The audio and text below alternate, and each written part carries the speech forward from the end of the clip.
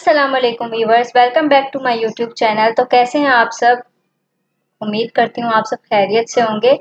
तो आज मैंने अपने चैनल पे 30 डेज चैलेंज स्टार्ट किया है। काउंटडाउन टाइमर ऐप है। फर्स्ट में इंस्टॉलेशन में आपको पहले ही सिखा चुकी हूँ, तो बिना टाइम वेस्ट किए स्टार्ट करते हैं। ये मैंने इंस्टॉलेशन की हुई है। काउंटडाउन का फोल्डर बनाया हुआ है, उसके अंदर अपना प्रोजेक्ट बनाया हुआ है।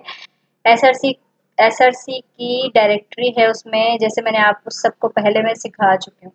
अगर नहीं देखी आपने मेरी वो वीडियो, तो मैं डिस्क्रिप्शन में उसका लिंक दे दूँगी, तो आप वहाँ से जाकर इजीली देख सकते हैं। तो चलते हैं, मैं कंट्रोल जे करूँगी तो टर्मिनल ओपन हो जाएगा। अच्छा, टर्मिनल आप कंट्रोल जे करके भी ओपन कर सकते हैं, और यहाँ से टर्मिनल पे जाएंगे, न्यू टर्मिनल पे जाएंगे, तो भी आपका टर्मिनल ओपन हो जाएगा।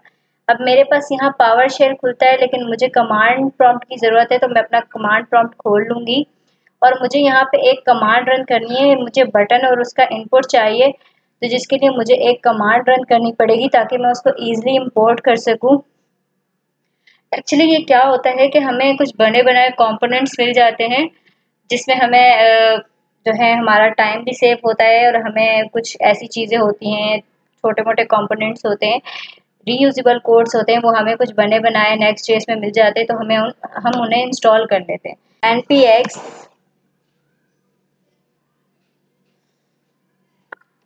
shade cn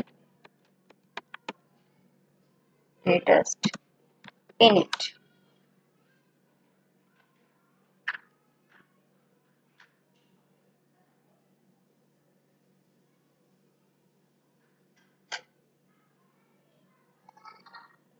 अब ये हमसे कुछ सवाल पूछेगा।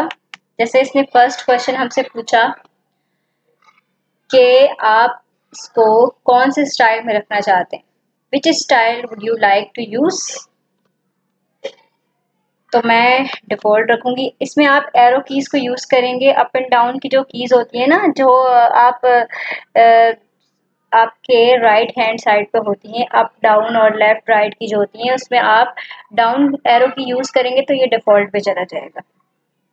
अब इसमें मुझे ग्रे कलर रखना है, तो मैं ग्रे रख दूँगी, और इसको मैं यस कर।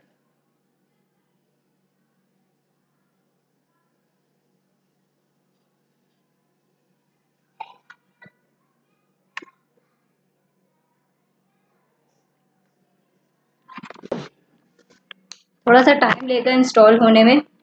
ये देखें, ये हो गया। अब हमें क्या क्या चाहिए, बटन और इनपुट, जैसे मैंने आपको स्टार्ट में बताया था। तो हम यहाँ पे करेंगे npx shade cn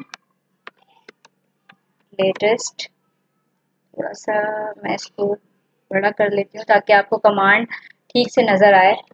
add button और इनपुट चाहिए ना हमें, बटन और इनपुट।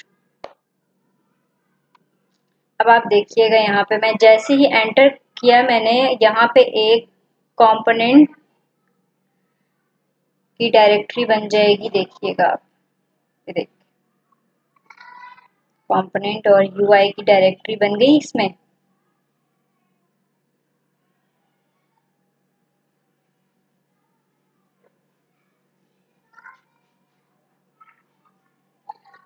ये देखिए, अब हम अपना प्रोजेक्ट इसमें रन कर लेते हैं। npm run dev।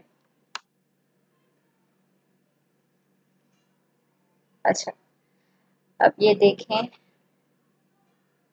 हमारी ये ऐप की डायरेक्टरी है ना। पहले हम अपना प्रोजेक्ट रन कर लेते हैं, लोकल होस्ट पे खोल लेते हैं।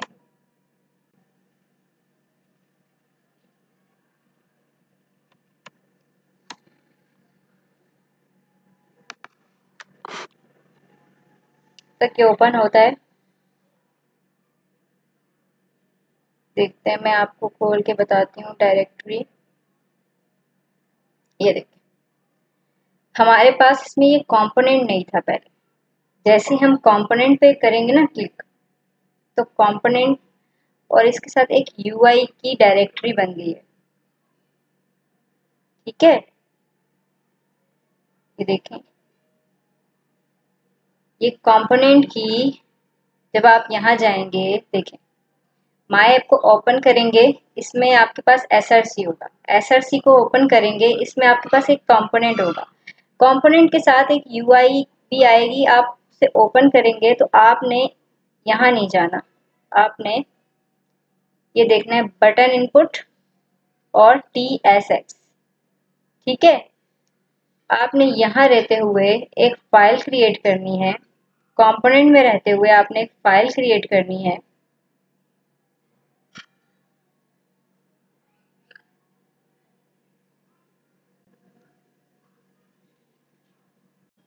ये देखें, यहाँ पे हमारे पास कंपोनेंट्स में button.tsx और input.tsx, इनमें आपने कुछ नहीं करना। तो हमारा यहाँ पे प्रोजेक्ट भी रन हो गया होगा। ये इसलिए कि अभी हमने page.tsx से कुछ भी रिमूव नहीं किया है। सबसे पहले जाते हैं page.tsx से रिमूव करते हैं।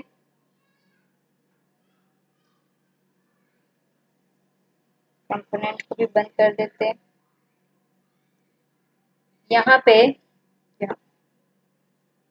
इन सब को छोड़ते हुए बाकी आपने सब कुछ रिमूव कर देना। ठीक है, अभी ये एरर आएगा क्योंकि अभी हमने इसमें कुछ लिखा नहीं है। एक डिव बना देते हैं इसमें ताकि इसका ये एरर खत्म हो जाए। ठीक है, अब हमने इस कंपोनेंट के अंदर, यहाँ देखें, आपने इस कंपोनेंट के अंदर आपने इसको सिलेक्ट किया। ठीक है, इस कंपोनेंट के अंदर आपने एक फाइल क्रिएट करनी है।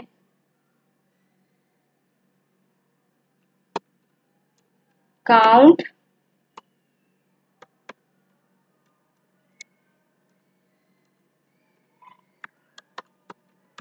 .tsx। ठीक है, अब हमने सबसे पहले यहाँ पे क्या लिखना है, अब हम अपना प्रोजेक्ट स्टार्ट करने लगे। ठीक है, अब हम अपना प्रोजेक्ट स्टार्ट करने लगे हैं और सबसे पहले हम उसमें लिखेंगे यूज क्लाइंट।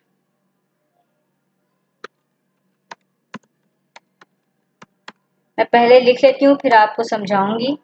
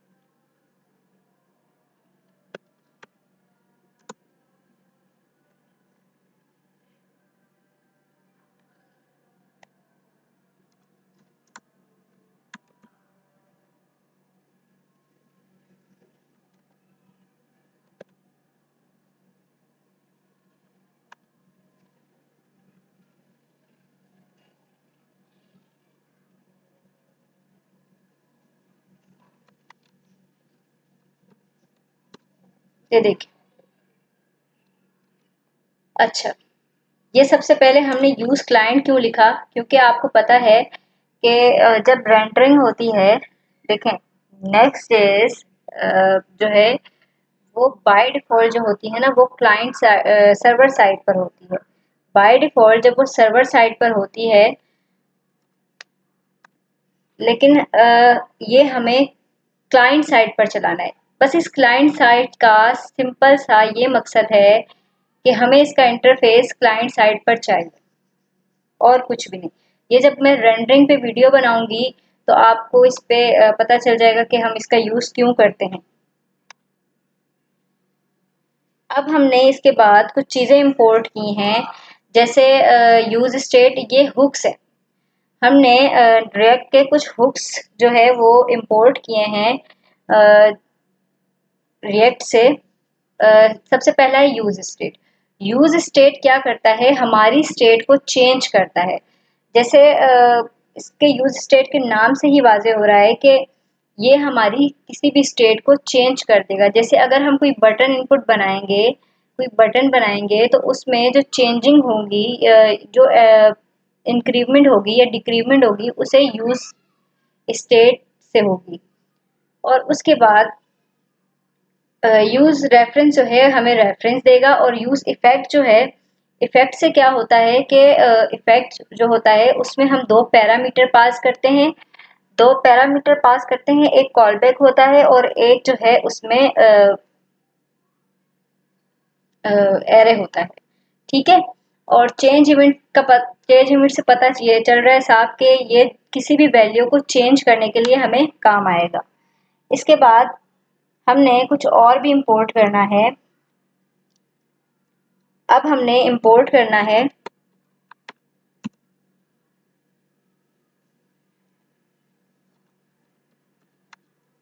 ये जो इनपुट हमने इंस्टॉल किया था ना शेड सीएन से जो हमने इनपुट इंस्टॉल किया था, अब हमें अपने वो अपने प्रोजेक्ट में इंस्टॉल करना है। वो हमारी फाइल ऊपर ये है, तो हम इसके लिए क्या करेंगे, ये हमें पाथ बताता जाएगा। देखें, कंपोनेंट्स में चले गए। अब हमने कहा कि कंपोनेंट्स में जो यूआई है ना, यूआई के अंदर हमारा एक इनपुट है, तो उसे हमें इंस्टॉल करते हैं। अब मैंने इसमें स्मॉल लेटर लिख दिया है, छोटी छोटी मिस्टेक्स जो होती है ना वो। अब हमने इसी तरह बटन को इंपोर्ट करना है, जो हमने बटन लिया था।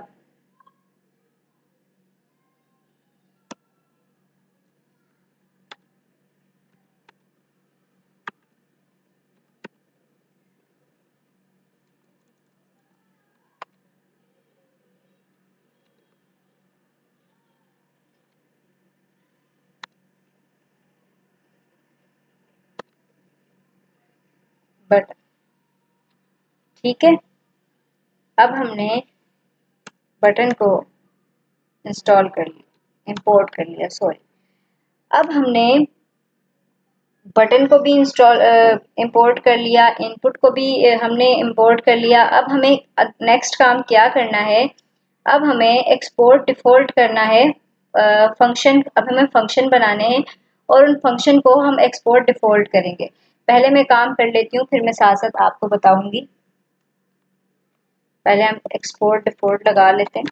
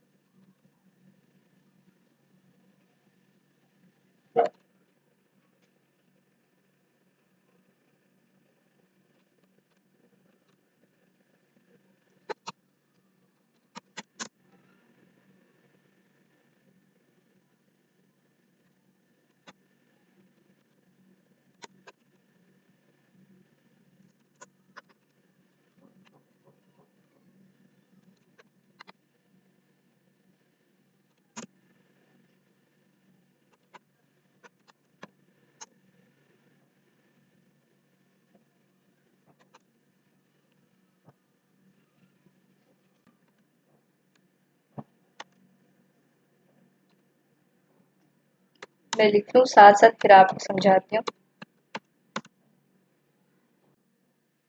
देखें, ये खुद ही मुझे सजेशन दे रहा है।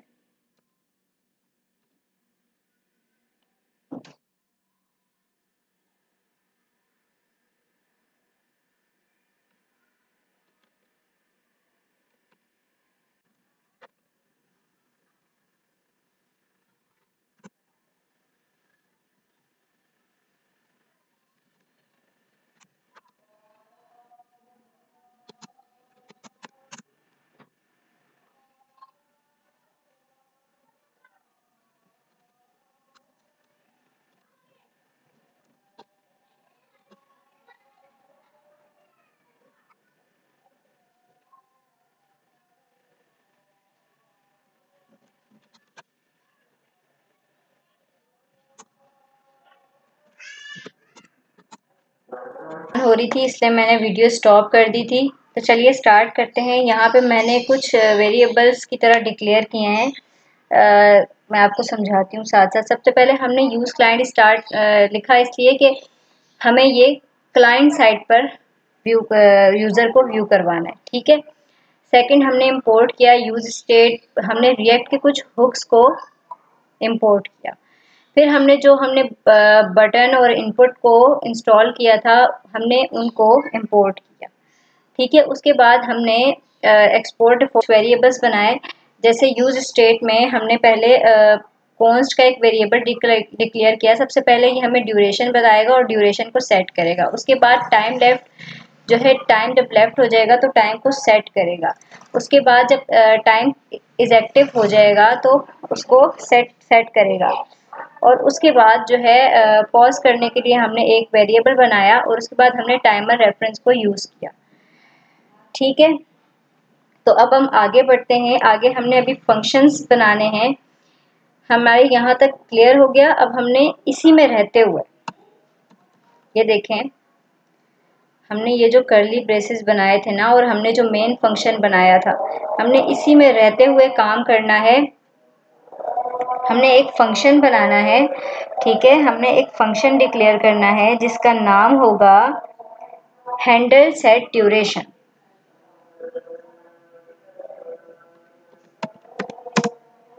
इसका हम नाम रखेंगे, आप कोई भी नाम रख सकते हैं, लेकिन कोशिश करें कि नाम वही हो जो काम हम कर रहे हैं।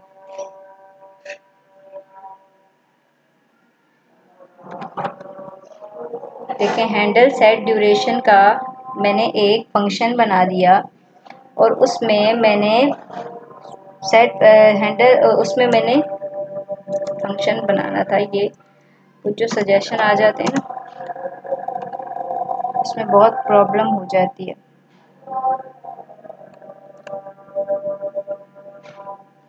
इसको टाइप देनी है वॉइड की।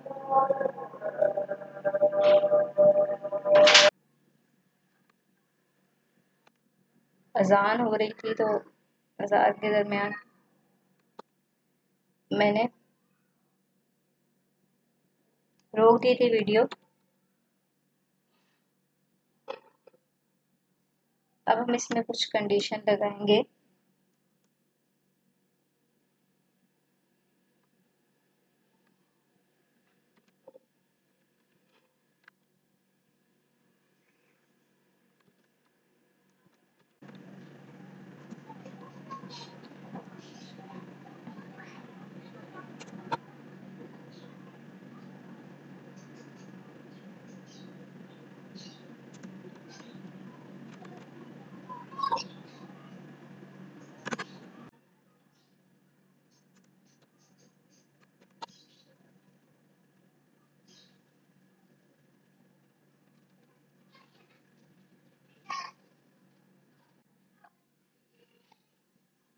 ये देखें, इसको मुझे बंद करना पड़ेगा। ये खुद ही सजेशन देता और सारे काम खुद ही कर देता। पहले मैंने कहा कि मैंने एक कंडीशन लगाई। मैंने कहा एक इफ टाइम ऑफ ड्यूरेशन जो है नंबर हो और उसका ड्यूरेशन ज़ीरो हो, ज़ीरो से बड़ा हो, तो उसमें कुछ कंडीशन लगाई। सेट टाइम लेफ्ट का ड्यूरेशन जो है, मैं आपको बताती हूँ, पहले मैं लिख लूँ फिर आपको सारा समझा दूंगी।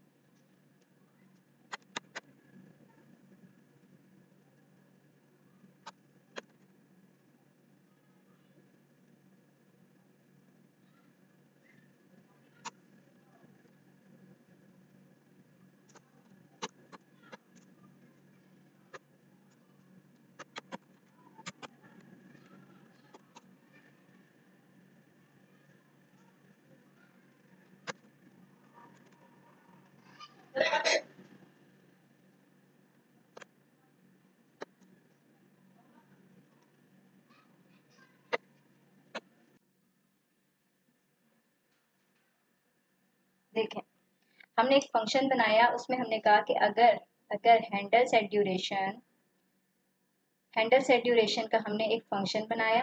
ठीक है, हमने उसको जो फंक्शन कुछ भी रिटर्न नहीं करता हम उसे वॉइड टाइप देते हैं।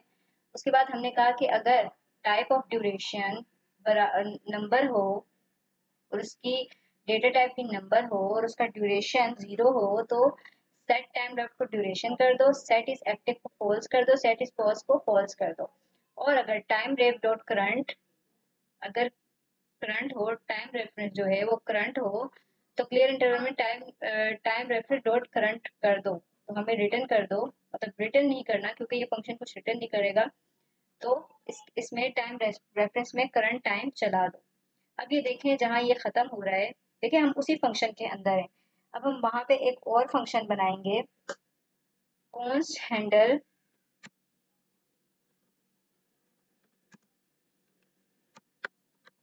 पॉज का।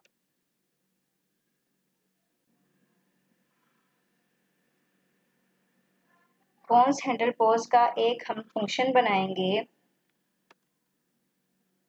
इसकी भी डेटा टाइप क्या होगी, वॉइड। एक फंक्शन बनाएंगे और उसमें उसमें भी हम कुछ कंडीशंस देंगे।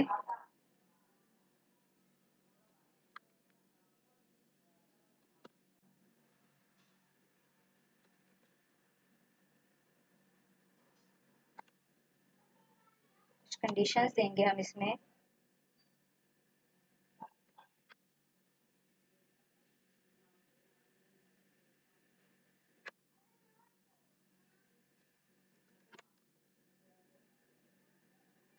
सेट इज फर्स्ट जो है वो ट्रू हो जाए,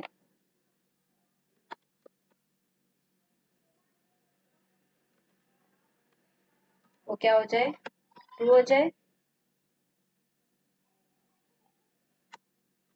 और फिर हम ये कह रहे हैं कि सेट इज एक्टिव जो है वो फॉल्स हो जाए,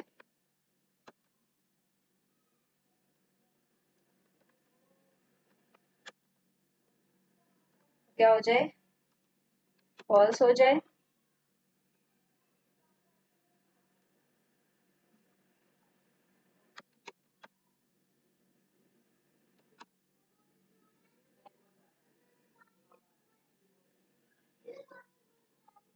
और उसके बाद हम ये कह रहे हैं इफ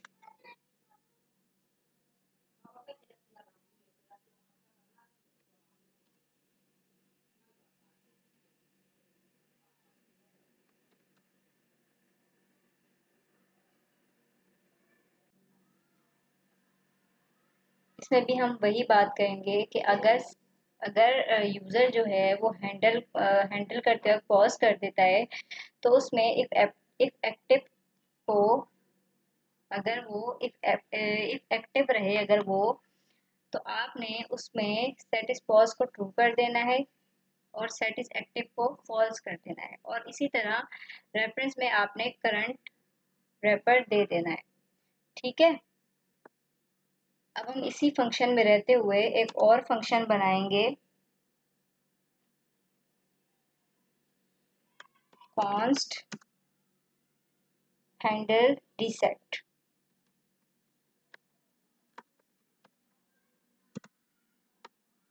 इसमें भी हम